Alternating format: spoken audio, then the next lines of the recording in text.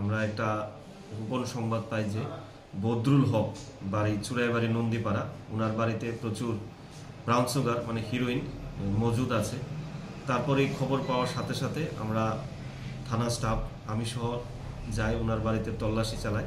তল্লাশি চালিয়ে আমরা মোট 60টি সাবানের কেস উদ্ধার করি।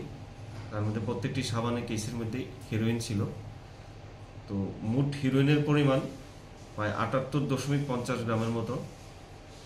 এরপর আমরা তা সিজ করি। সিজ করে যে আসামি বদরুল হক ওনাকে অ্যারেস্ট করি, থানাতে নিয়ে আসি।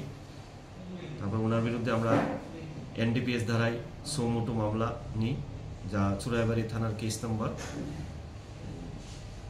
2/2025 ধারা 22B 25 29 NDPS অ্যাক্ট। উদ্ধার হয়েছে কালোবাজারের মূল্য প্রায় 6-7 লাখ টাকা। জিজ্ঞাসাবাদে ও স্বীকার করেছে ওটি বিক্রি করার জন্য ওর বাড়িতে মজুত রেখেছে। বাকি জিজ্ঞাসাবাদ চলছে, এটা আমরা তদন্তের স্বার্থে এখন আমরা এটা গোপন রাখছি। আমরা ওকে 3 দিনের পুলিশ রিমান্ড চেয়ে আদালতে চালান করব।